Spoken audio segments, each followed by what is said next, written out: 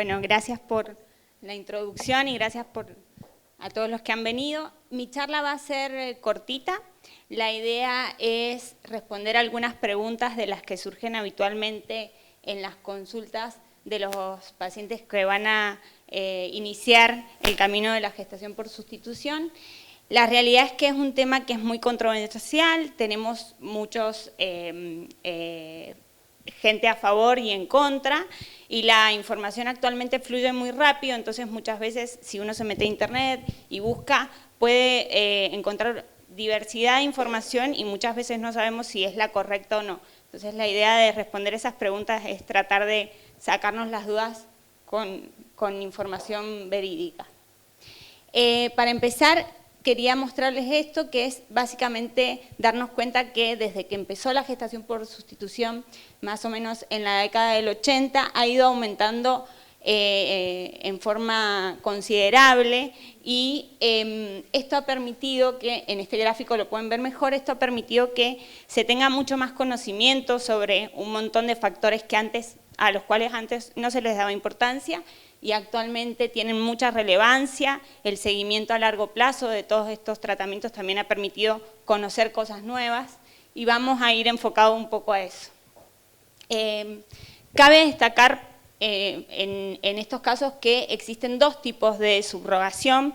Si bien la tradicional ya prácticamente no se utiliza, existió en su momento y en estos casos la gestante aportaba su material genético, es decir, aportaba sus óvulos, era sometida a un tratamiento de inseminación artificial con el semen de la pareja y una vez que el bebé nacía, ella renunciaba a ese lazo genético. ¿Sí? Actualmente eso ya se ha dejado en desuso y actualmente se utiliza la subrogación gestacional, que es como explicó la doctora, a través de la formación de un embrión que va a ser transferido a ese útero para lograr el embarazo.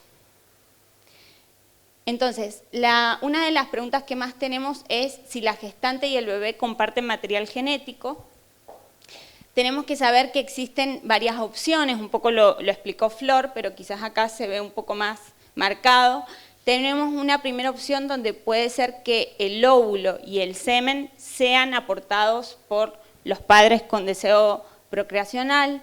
Puede ser una segunda opción donde tengamos que recurrir a una donación de óvulos, pero el semen sea de la pareja, o una tercera opción donde van a haber una donación de óvulo y de semen.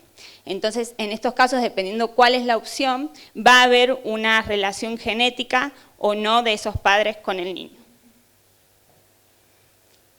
Para entender este proceso tenemos que saber que para que se forme el embrión, ese embrión va a recibir 23 pares de cromosomas del semen, 23 pares del cromosoma del óvulo y esos 46 cromosomas, toda esa información genética se va a reordenar y me va a dar un nuevo material genético que va a ser propio de ese embrión.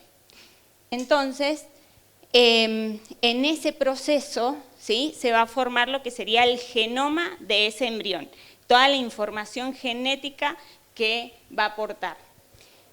Entonces, como la gestante no aporta sus óvulos, la persona gestante no aporta material genético a ese feto, no está genéticamente relacionado.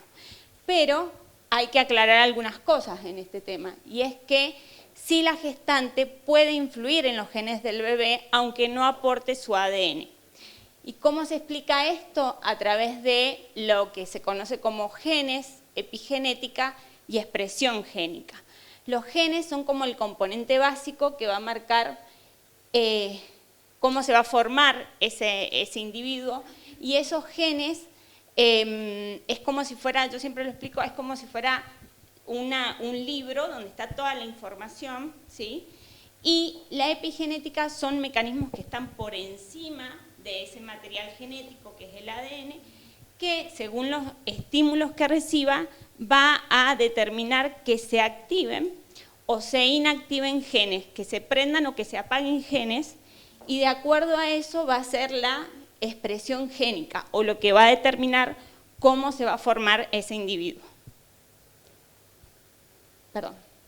Entonces, dentro de los mecanismos epigenéticos sabemos que existen distintos factores como son la metilación del ADN, la modificación de las histonas, que son cosas muy puntuales, que no vienen al caso, pero sí saber que todos estos mecanismos pueden estar influenciados principalmente por el ambiente.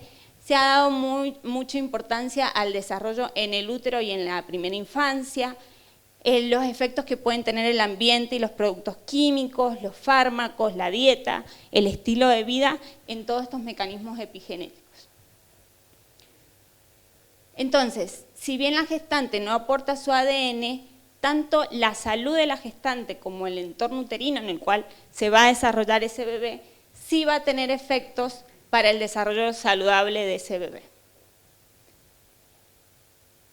Entonces, no es lo mismo que ese bebé se desarrolle en un ambiente uterino donde reciba señales positivas epigenéticas de esa madre a un ambiente uterino que puede llegar a ser hostil, donde puede alterarse el desarrollo del crecimiento normal de ese bebé. Sobre todo lo más estudiado es a nivel del desarrollo del cerebro y metabólico. Actualmente se sabe y se tiene muy presente que todo lo que es el ambiente, el ejercicio, el estrés, la exposición a carcinógenos, el tabaco, las infecciones, van a tener efectos sobre esos mecanismos que regulan la expresión de los genes y van a activar o inactivar genes que van a determinar cómo ese individuo se va a desarrollar, no solo en la vida intrauterina y postnatal, sino también puede tener efectos a largo plazo en la vida adulta. Esto es un concepto importante, la programación fetal, que es como se define como un proceso de adaptación por el cual la nutrición y los factores ambientales pueden afectar el desarrollo durante el periodo principalmente prenatal. Se le da mucha importancia a esto. Se ha visto que el impacto del ambiente tiene su máximo efecto durante el periodo fetal y así como es el momento de mayor impacto, también es el mayor momento donde uno lo puede corregir. Entonces, antes se consideraba, bueno, alguien quiere buscar embarazo, que busque y listo. Ahora, todo ese tiempo preconcepcional se le da muchísima importancia.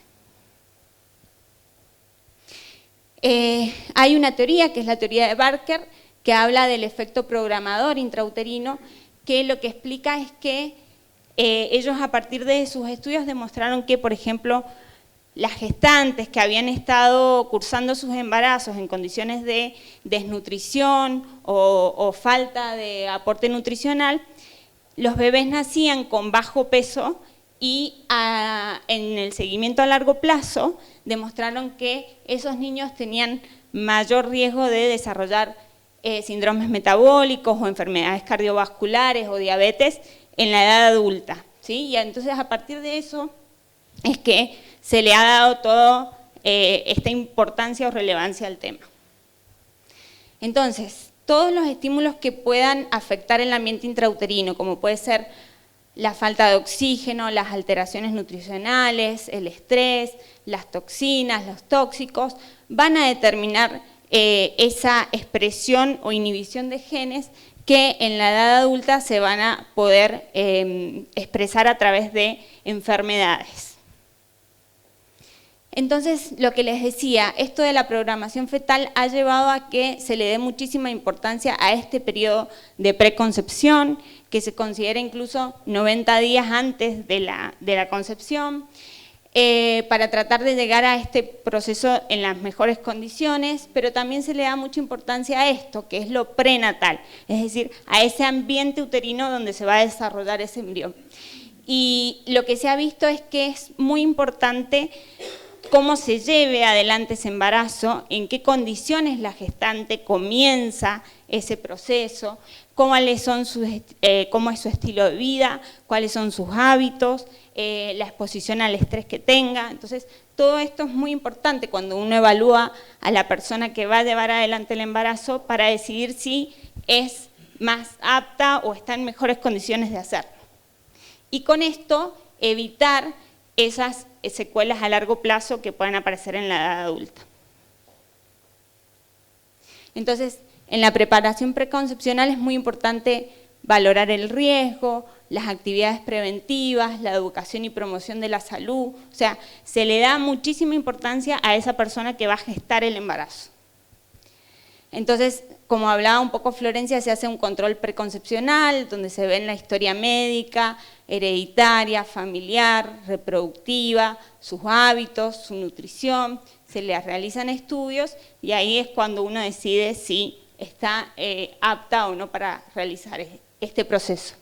Y súper importante el control prenatal para descubrir tempranamente si hay algo que debamos corregir o evitar que surjan complicaciones en el futuro. Entonces, como mensaje para llevar, la persona gestante no aporta material genético al feto, pero sí la salud de la persona gestante y el ambiente uterino adecuado influyen en el correcto desarrollo del bebé.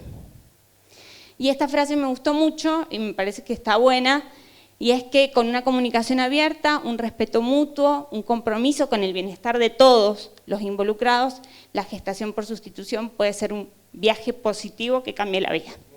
Muchas gracias.